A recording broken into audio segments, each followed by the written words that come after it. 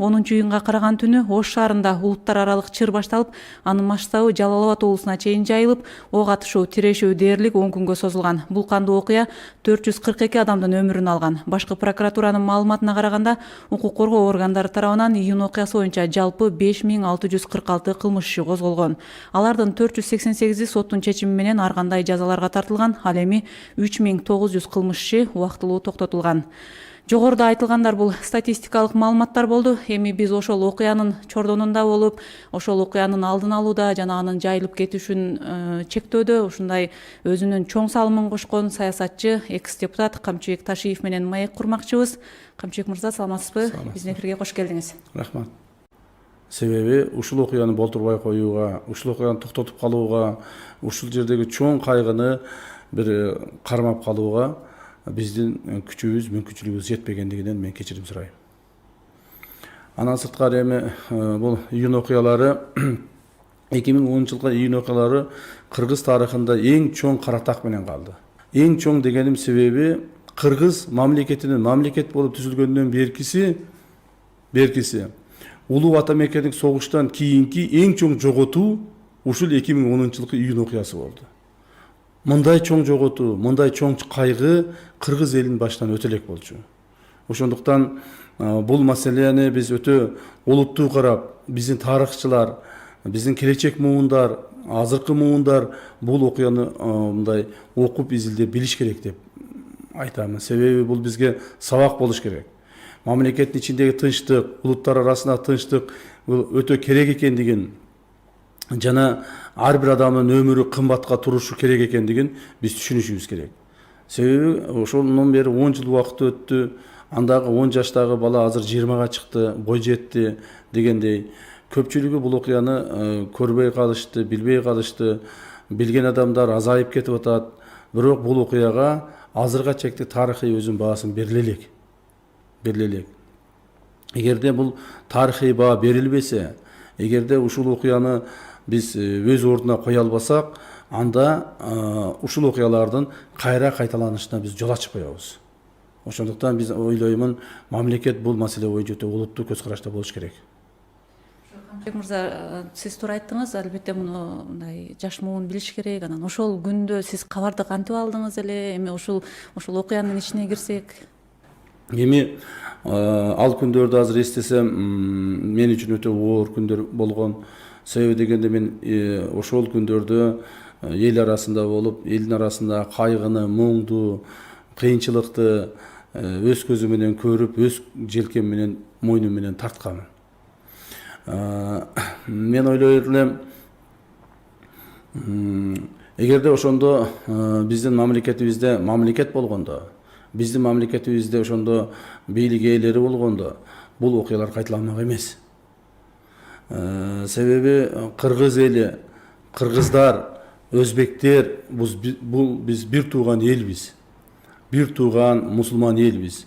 Бирок ушу эки бир тууган элди, эки жакын элди чабыштырып коюш, ошол жерде, ошол маалдагы жоопкерчиликтүү адамдар болгон да. Ошолорго бүгүнкү күнгө чейин баа берилбей келет. Сиздер өзүңүздөр жакшы билесиздер, ошол окуялар болуп өткөндөн кийин мамлекеттик комиссия түзүлгөн. Мамлекеттик комиссиянын башында академик Эркебаев, азыркы омбудсмен Токон Мамытовдор турган. Ошол мамлекеттик комиссиянын чыгарган чечими бар. Ал комиссиянын топтогон материалдарын жогорку кеңеш карап, анан кийин чечим чыгарган. Ал жерде кабыл алынган токтомдун негизинде көптөгөн адамдардын жоопкерчилиги каралыш керек болгон. Бирок бүгүнкү күнгө чейин ошол адамдардын бирөөсү дагы жоопко тартылган жок. Алар кимдер? Алар ошол убактагы убактылуу өкмөттүн мүчөлөрү, мамлекетти башкарып турган адамдар. Ошол убактагы жергиликтүү бийлик органдарынын жетекчилери. Ошол убактагы жоопкерчиликтүү кызматтарда отурган адамдар. Бирок ошол мамлекеттик комиссиянын отчетуна карабастан бүгүнкү күнгө чейин бир да адам жоопко тартыла элек. Бул ушул биздин Кыргызстандын, кыргыз элинин трагедиясы мына ушунда. Ошондуктан мен айтар элем, ушул окуяга себепкер болгондорду биз биринчи күнөөгө тартышыбыз керек. Ал эми мына сиз айтып аткан бир нече миңдеген кылмыш иштери, кээ бирлери каралып, кээ бирлери каралбай турат деп атасыздар. Бирок алардын баардыгы баягы жасалган мындай жасалган кылмыштар да, жасалган кылмыштар буларчы баягы адамдардын бири-бирине кылган кыянатчылыктары болот. Ал эми саясий кылмыш болгон. Жетекчиликтин, убактылуу өкмөттүн жетекчилигинин кылмыштары каралбай калып кетти. Биз муну тарыхка ачык айтып коюшубуз керек. Кийинки муундар билиш керек. Кайсы бир убактарда ошол адамдар жоопко тартылыш керек. Себеби июнь окуяларынын чыгышынын өзүнүн себептери бар. Негизги себеби июнь окуянын чыгыштарынын негизги себеби бул 7 апрель окуяларынын уландысы болуп калды. Эгерде 7 апрелде биздин 90 азаматыбыз каза болбой, 90 азаматыбыз ошол каза болбогондо, эгерде ошондо чоң төңкөрүш болбогондо июнь окуясы болбойт эле.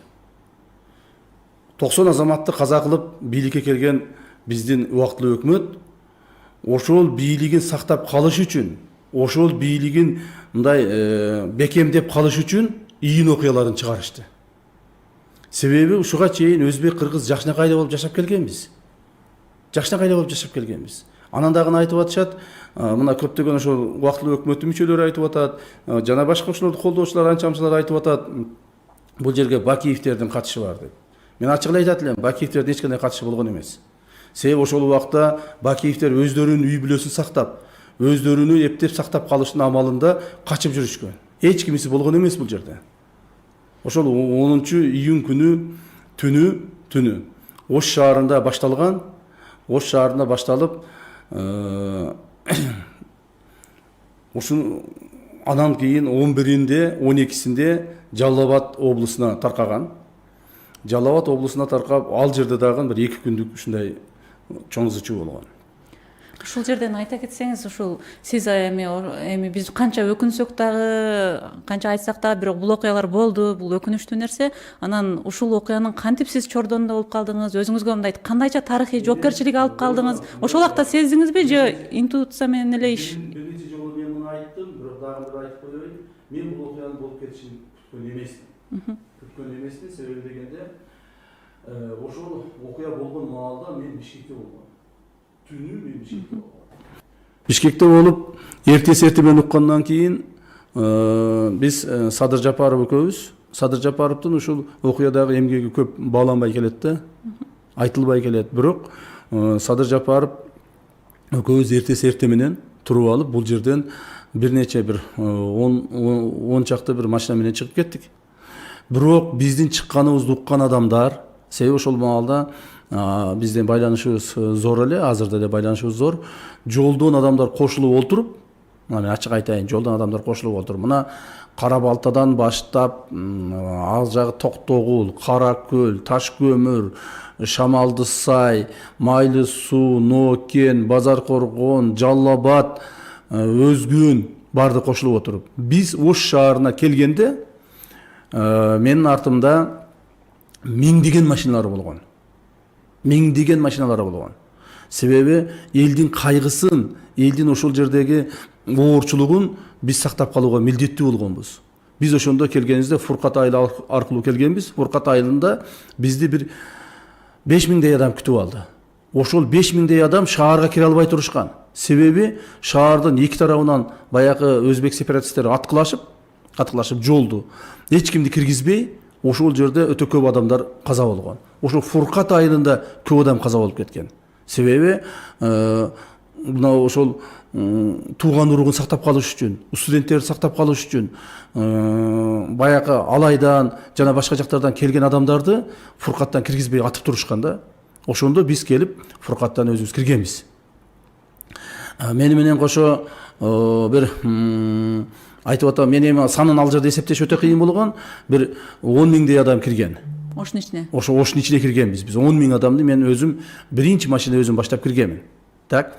Ошондон кийин гана бул согуштун оту басылды. Себеби биз киргичекти Оштун ичинде сепаратисттер өздөрү ээлик кылышып, бийлик кылышып, бийликти да тоготпой, эч кандай солдатты, эч кандай милицияны тоготпостон өтө чоң зордук, зомбулуктарды кылышып, элди кыйнап турушкан. Ал эми бир сутка элди кыйнашкан. Ошондо биз кирип, анан кийин ошолорго каршылык көрсөтүп, аларды мындай жок кылганбыз да. Анан кийин, ошондон кийин гана бир суткадан кийин мамлекеттик бийлик органдары ойгонуп, милиция, аскер кызматкерлери өзүнүн тартиптерин орото баштаган. То есть муну айтканымдын себеби бул өтө чоң мындай саясий мындай тарыхый окуя болгон. Ошол маалда мени менен кошулуп барган эле бир нече балабыз каза болду. Жүздөгөн балдарыбыз жарадар болушту. То есть мен айтайын дегеним эми ушул окуяларга бүгүнкү күнгө чейин баа берилбейт. Себеби ошол маалда түзүлгөн убактылуу бийлик, убактылуу өкмөт буларга баа берүүгө мүмкүн эмес эле. Алар баа бере алмак эмес да. Азыркы күнгө чейин ушу убактылуу бийликтин бийлиги сакталып келатат. Ошондон баа берилбей келатат. Саясий дагы баа берилбей. Юридикалык да көптөгөн баалар берилбей келатат. Ошондуктан мен айтар элем, ушул маселе элдин жүрөгүндө кара так болуп сакталып калды да. Эми ушул сиз Ошту айттыңыз, эми Жалал тууралуу айтып берсеңиз, Жалалатта кандай болду, ушундай кантип бастыңыздар? Ошто жүргөн маалыбызда Ошто мен 1,5 сутка Ошто жүрдүм. Ошол маалда. Ошто жүргөн маалыбызда биз Ошту токтотуп, Ошту тынчыткандан кийин, мамлекеттик бийлик органдары иштей баштагандан кийин Жалал Абадта ушундай ызы-чуу чыгып атат деген сөз чыкты. Анан кийин мен Жалал Абадка карай жөнөдүм. Жалал Абадта ошол жерде 5 суткадай Жалал Абадта болдум. Жалал Абадта дагы ошол сепаратисттер чогулушуп, мамлекеттик зданияларды, имараттарды өрттөшүп, элдердин үйлөрүн өрттөп, мына Жалал Абад ЖТРди өрттөшкөн, Жалал Абад телерадио компаниясын, таможня, облустук таможняны өрттөшкөн, жана көптөгөн адамдардын үйлөрүн өрттөп, баягы Сузак тараптан, жана башка тараптан баягы чогулуп алышып туруп. Анан кийин ошондо мамлекет башкара албай калган. Анан биз милдеттүү түрдө ушул ишти өзүбүздүн колубузга алып, ал жерде эч кандай губернатор, аким, же мэр, же болбосо комендант эч кимиси жок болгон. Мен ошол жерде мына жүргөнүмдө бир гана адамды азыр айта аламын, мамлекеттик органдардын башчысынан ошол маалда Тайгараев айыл өкмөтүнүн, Жалал Абад шаарынын Тайгараев айыл өкмөтүнүн башчысы бар эле, Жеңиш деген бир жигит бар эле. Ошону гана көргөнмүн да. Башка бир мамлекеттик органдын жетекчисин, чиновниктерди көргөн эмесмин. Бирок дагы белгилеп коюп айтыш керек, ошол маалда Жалал Абад облустук ички иштер бөлүмүнүн башкармасынын башчысы полковник Бакиров деген жигит бар эле. Ошол жигит кыймылдабай турган. Жана мына азыр жакында эле депутат болуп келди, бир Жоробаев Жаныбек деген бала. Ошондо ал УКМКнын облустук башчысы болуп турган. Жалал Абадта. Ошол эки жигит гана калган. Мен эсимде губернатор, мэр, жанагы комендант бардыгы ошол УУДдан чыгып, УУДнун короосунда губернатордун жибине чыгып, биз комендантты сакташыбыз керек. Комендантка азыр нападение болсо, комендант колго түшүп калбасын деп ушул сөздөрдү мен бетиме айтып туруп, ошол УУДнун короосунан чыгып кетишкен. 5-6 автоматчаны салып алышып. Ошол бойдон 2 күн келишкен жок шаарга. Жалал Абад шаарына. Ошондо 2 күн Жалал Абад шаары кароосуз, эч кандай бийликсиз калып кетти. Ошондо ушул жигиттер, башында мен айткан жигиттер, мына начальник УУД, начальник УКМК, ушул жигиттер менен кошо мен үчөөбүз ошо начальник УУДнун кабинетинде үчөөбүз совещание өткүзүп калдык да. Мен эсимде бар да. Үчөөбүз отуруп ошол жерден кантип шаарды сактайбыз, кантип мына сепаратисттерди кууп чыгабыз, кантип сепаратисттерден элди сактайбыз, кан төгүүнү кантип токтотобуз деген пландарды ошол жерде иштеп чыгып, анан ошол жергиликтүү милиция органдары менен биргеликте, эл журт менен биргеликте аларды токтотконбуз. Эгерде аларды токтотпосок, бийликти керек болсо толук бойдон басып алып коюшмак сепаратисттер. Сепаратисттер басып алып коюшат. Себеби сепаратисттер өтө даярданышкан. Сепаратисттер менен кайсыл бир деңгээлде убактылуу өкмөт өзүнүн бийлигин чыңдап калыш үчүн сепараттык сүйлөшүүлөргө барышкан. Мына анан кийин ошондо алар бийликтен эч кандай буларга кысым болбогондон кийин, кайра колдоп тургандан кийин элге карай атака жасашкан да.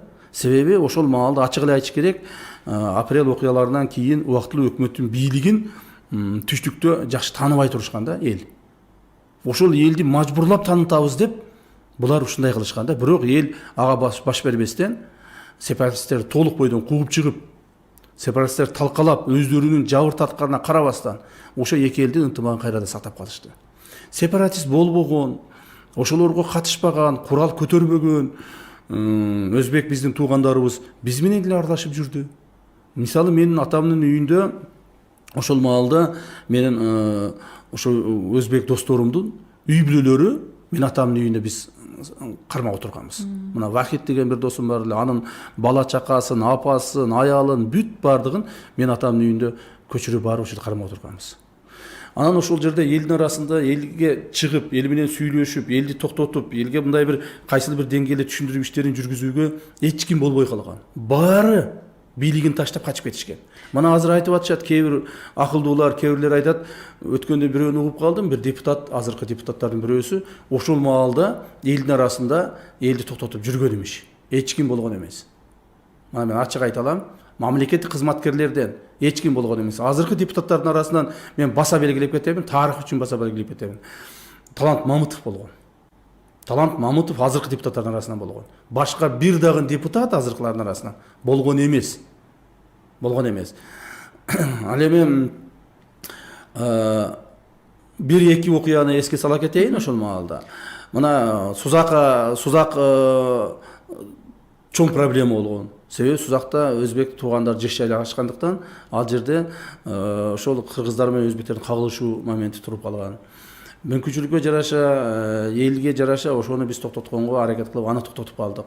Андан сырткары мына Барпы тараптан шаарга киргенде, Чөкөдөбөй деген айылыбыз бар, Жыды вокзал бар, ошол жерде дагы биздин өзбек туугандарыбыз көп жашайт. Ошол жерге барпылыктар топтолуп, Барпы тараптан бир 5000 адам топтолуп турганда мен элге барып айткам жаштарга. Барпылыктар, урматтуу эли журтум, мен силер үчүн баарын кылып келе жатам. Мындан ары да баарын кылам. Бирок азыр бир нерсе суранам. Ушуну койгула, токтоткула. Эгерде ушул жерде бир нерсе боло турган болсо, мен силерге капа боломун деп сурангам жаштардан. Жаштарга азыр дагы ошо рахматымды айтып коёмун. Ошондо жаштар жаалданып турган жаштардын бардыгы угуп, ошол Барпы тараптан Жалал Абадка кирген жерде тарых үчүн айтып коюш керек, бир дагы үйдүн бир терезеси сынган эмес, же бир шифри сынган эмес. Себеби элди башкарса болот, элге айтса, түшүндүрсө болот. Анан баарын таштап коюп, качып чыгып кетип калса, элдин арасында да картуу адамдар бар да. Эл кагылышат. Ошентип элди кароосуз таштап коюп, ушундай чоң бир жаман нерсеге келдик да. Бийликти алышып, башкара алышпай, анан элди бири-бирине тукуруп коюп, өздөрү пысып жатып калды. Министр МВД, представитель ГКМБ, же бир жоопкерчиликтүү адамдар эч ким бара алган эмес. Бир адам барган эмес ошол жергечи. Ошондуктан мен айтайын, бийликке дагы жоопкерчиликтүү адамдар келиш керек. Бийликти алгандан кийин ошону башкара билиш керек. Ошону элге сиңире билиш керек. Мына сиз жогоруда ушул окуяларды айтып өттүңүз, анан эми андан бери 10 жыл өттү. Мына бүгүн ушундай түз эфирде эскерип атабыз, бирок дагы деле ушул мындай сиздин жеке пикириңизде бул окуяларды мындай элдин арасында кандай эскерилиши керек? Негизи эле мындай эмнеси менен эскерилиш керек эми? Эми мындайда ал маалдагы 10 жыл мурдагы убакытта ким күнөөлүү, ким жасады ошону, ким токтотту, муну бардыгы элибиз билет. Эл билет. Азыр ошол түштүккө барып туруп мына ошол окуяга катышпаган кээ бир биздин мына түндүк тараптагы жарандарыбыз же болбосо ушул убактылуу өкмөттү колдогон жарандарыбыз ар түрдүү сөздөр сүйлөй беришет. Бирок ошол түштүккө барып туруп Ош, Жалал Абад жергелеринде элдерден сураса, элдин баары билет. Ким күнөөлүү? Ким жоопкер? Ким сактап калды? Кимге рахмат, кимге наалат? Элдин баары билет. Эл бүгүнкү күнгө чейин айтып жүрөт. Ошондуктан элден өткөн тараза жок деп коет. Ошол убактылуу өкмөттүн бирөөсү барып туруп азыр элдин астына мына 10 жыл өткөндөн кийин дагы 1 жыл 2 жыл эмес 10 жылдан кийин дагы бүгүн барып туруп убактылуу өкмөттүн бирөөсү Ош, Жалал Абадка барып элдин алдына чыгып көрсүнчү. Чыга алышпайт. Бүгүнкү күнгө чейин чыга алышпайт. Себеби беттери чүркөө, эл алдында күнөөлүү булар.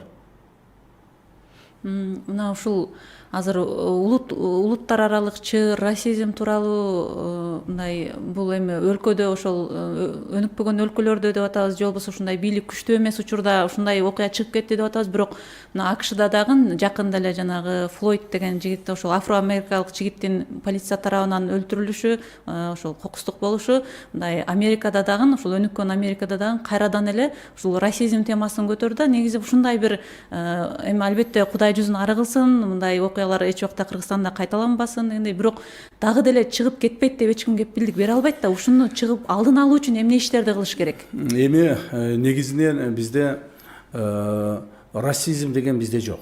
Ачык айтыш керек. Биздин мамлекетте, биздин элде, биздин журтта расизм деген сөздү даже билишпейт. Бул эмне экенин билишпейт. Бирок улуттар аралык чыр ушундай бул эми бизде проблема бар, улуттар аралык чыр деген проблема бар. Улуттар аралык чырдын чыккан өзөгүн карасаңар, олар бир гана маалда чыгат. Бийлик элди башкара албай, бийликтен элдин ишеничи кеткенде гана чыгат. 90-жылдары бир чыкты эле, эсиңиздеби? 90-жылдары баягы эме болуп аткан, бийлик алмашып аткан маалда ошондо бир чыккан эле. Мына азыр 2010-жылы чыкты. Бийлик төңкөрүш болуп, эч ким башкара албай калганда. Бул деген эл өзү жашаса, эл өзү менен өзү ынтымак жашай берет. Азыр мына барыңыз, Ошко барыңыз, Жалал Абадка барыңыз, өзбек менен кыргыз ынтымак, сонун, бир тууган, алыш бериш, сонун жашайт. Бирок ушул баягы элди башкарам деген бийлик ээлеринин катачылыктары ушулардын ынтымактыгына зыян келтирет.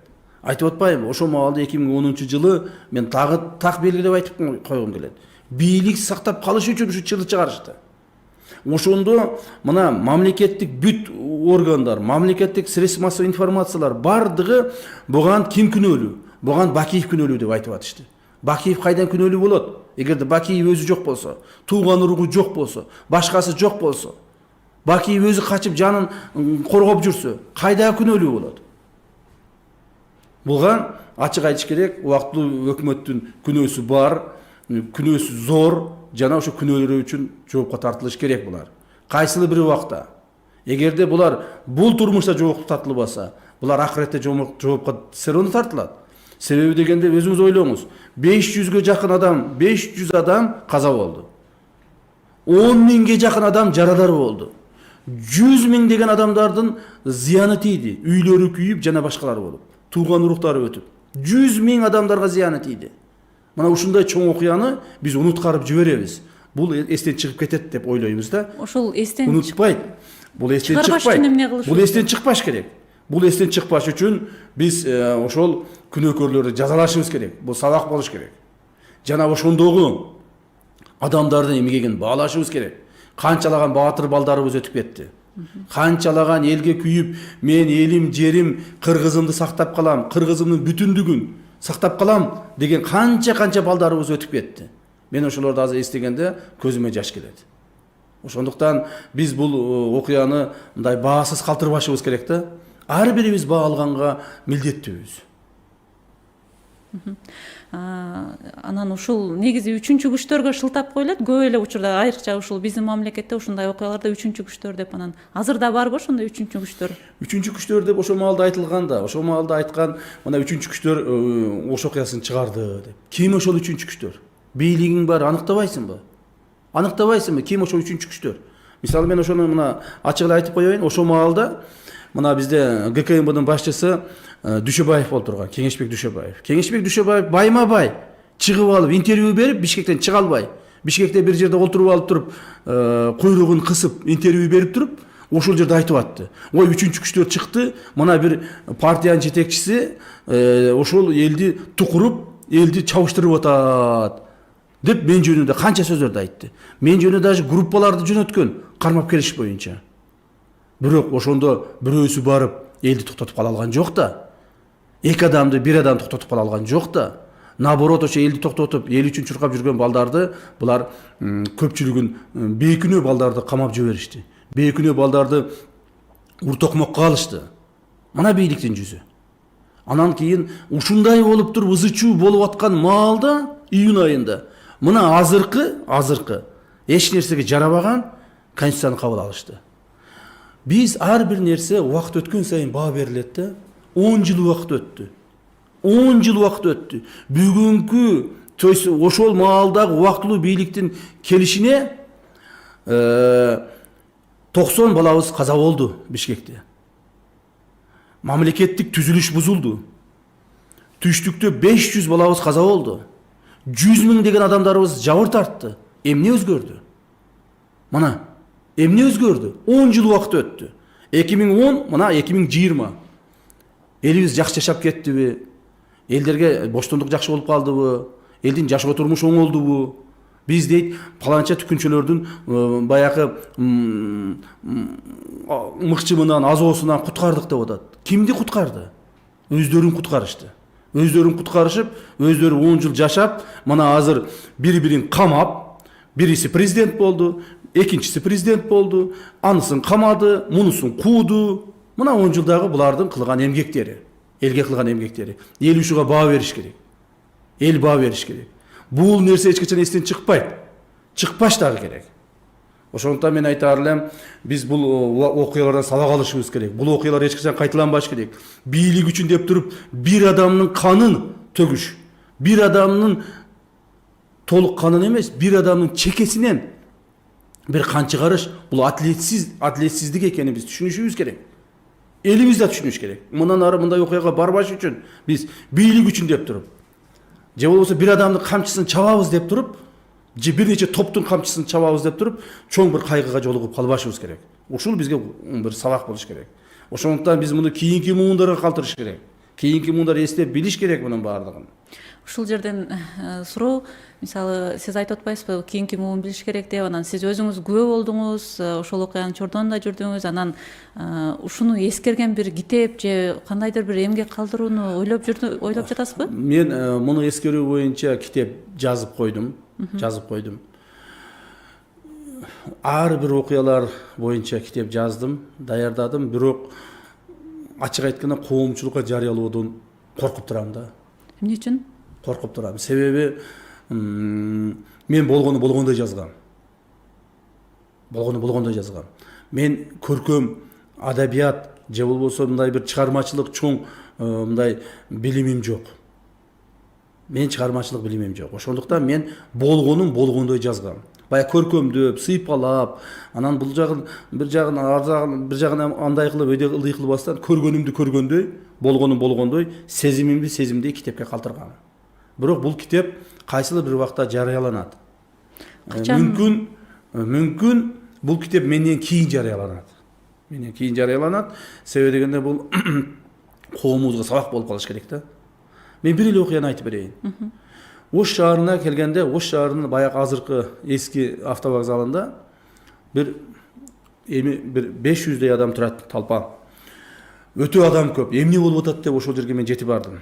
Ошол жерге жетип барсам, ортосунда 3 аял турат. Бир аял колунда кызы менен, 5 жашар кызы менен. Татар аял экен. Бир аял, өзбек аял экен, колунда бир 2-3 айлык баласы менен. Анан кийин ушул эми ар түрдүү адамдар бар да. Жакшы жаман сөздөр айтылып атат, өйдөлдүй болот. Мен ушуларды сактап калыш үчүн барып баягы кызды кучактап алып чыгайын десем, кыз мени карабайт, апасынын мойнун кучактап ыйлайт да, мама меня забирает депчи. Анан кийин мамасынын ошо кулагына мен айтып атам да. Вы скажите своей дочке, пусть за моей шею держится. Я ее спасу депчи. Я ее спасу. Пусть держится деп айтып атам. Десем, кызына кыйкырып атат. Доченька, держи за дяденьку. Дяденьку держись деп. Баягы кыз ушундай акылдуу кыз экен. Мени кучактап, мойнумен кучактайт. Мен аны көтөрүп алыпсам, ал жагынан бутунан тартылашат, бул жагынан бутунан тартылашат, ар түрдүү адамдар. Ошондо мен өзүмө сыйлык алган жанымда пистолетим бар эле. Пистолетимди алып асманга 2 жолу атып, атканымда ал элдер качып калды. Айттым, эгерде ким жакындаса, пешенеңерге атам дедим. Эгерде ушул кызга, ушул аялга бирөө жакындаса, пешенеңерге атам деп туруп пистолетимди такап жүрүп, жанымда мен 4-5 балам бар эле. Ошолор болуп жүрүп баягы кыз менен келинди, баягы 2 аялды. Алып чыгып кеттим талпадан.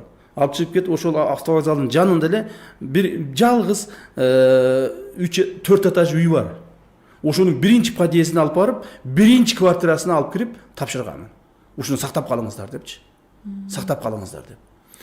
То есть булдай окуялар көп болду. Бул биз улутуна карабастан, бул татар экен, бул кыргыз экен, бул өзбек экен дебестен, ушуларды кайгы капага түшкөн.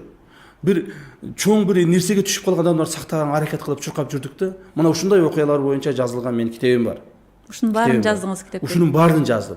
Ошол татарка аялды жаздым, ошол кызды жаздым. Ошол кыз 5 жашта болуш керек эле. Мына ошол кыз азыр 15ке чыкты. 15ке чыкты ошол кыз. Ошол маалда көптөгөн жаман адамдардын сөзүн уккам менчи. Сиз ушинтип буларды сактап калып атасыз. Ал эми булар болсо бизди мына 2 күндөн бери баарыбыз өлтүрүп союп атат, жок кылып атат. Мен ошондо айткам, өлтүрүп сойгонго өлтүрүп союп жооп бербеш керек. Бизге жамандык кылганга жакшылык кылып жооп берели деп туруп ошол кызды көтөрүп чыгып кеткеним күнү бүгүнгүдөй көз алдымда. Ошолорду эстесем, жүрөгүмө кан айланат. Ошондуктан мен ал китебим жазылуу, даяр, бирок чыгаргым келбейт азырынчачы. Азырынча убактысы жете, убакыты чыга деп туруп. Анан ошол эфирибиз дагы аяктап баратат экен. Анан акыркы суроо болсун, ошол эгерде сизге Кыргызстандагы ушул улуттар аралык ынтымакты бекемдөө ролу берилсе, сиз кандай иштерди жасамаксыз? Бул иштер уже бир эле күндүк же болбосо бир мероприятие эмес да. Бул ар дайым жасалган, ар дайым биздин мамлекетибиз көп улуттан турган мамлекет. Биз ар бир улуттун сыйлап, ар бир улуттун мыйзамдуу укугуна жооп беришибиз керек да. Ар бир улуттун бир эле өзбектер эмес, бир эле орустар эмес, бир эле татарлар эмес, баардык улуттар бизде ынтымактуу жашаганга ар бир күнүбүздү арнашыбыз керек. Бул кайсыл бир мероприятияны жасап коюп эле биз достуктабыз деген эмес. Ошондуктан мен ойлоймун, бул маселени биз ар дайым контролдо алып жүрөбүз. Себеби мен өзүм ошол көп улуттуу элдин арасында чоңойгонмун. Өзбек калкынын арасында чоңойгонмун. Жана ал өзбек калкы бүгүнкү күндө биздин бир туугандарыбыз, биздин диндештерибиз. Биз алар үчүн кам көрүшүбүз керек. Биз алар үчүн, биз титулдук нация болгондон кийин алар үчүн биз жоопкер болушубуз керек. Жоопкер болушубуз керек. Биздин Кыргызстанда жашаган кыргыздардан башка ар бир улутка биз кыргыздар жоопкер болууга милдеттүүбүз. Ошондо гана биздин мамлекетибиз өсөт. Анан кийин башка улуттарды басмырлап, башка улуттарга кандайдыр бир мыйзам чегинде тыюу салган бул туура эмес. Биз сөзсүз түрдө тең укуктуу болуп туруп, тең өскөнгө аракет кылышыбыз керек. Мына ошондо гана мамлекетибиз өсөт. Мамлекетти сактап калып, бүтүндүгүн, тынчтыгын, келечегин сактап калуу өзүбүздүн гана колубузда. Өзүбүздүн колубузда. Бирок баягы бийликке умтулуп, бийликке жетип, байлыкка жеткен адамдар көптөгөн адамдарды башка жолго салып жиберет экен да. Ошондон сак болушубуз керек. Провокация калтырбайбы? Провокациялардан сак болушубуз керек. Жанагыдай мына ошол маалда ачык эле айтыш керек, Кадыржан Батыров деген сепаратор чыккан.